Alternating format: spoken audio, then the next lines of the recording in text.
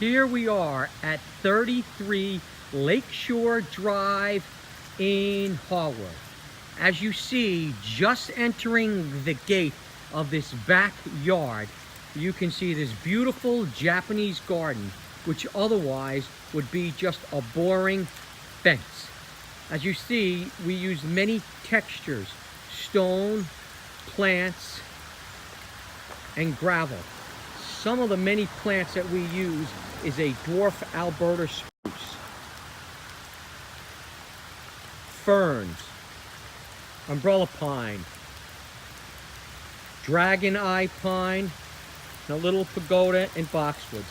This garden is perhaps a very high attractive point as you enter the backyard.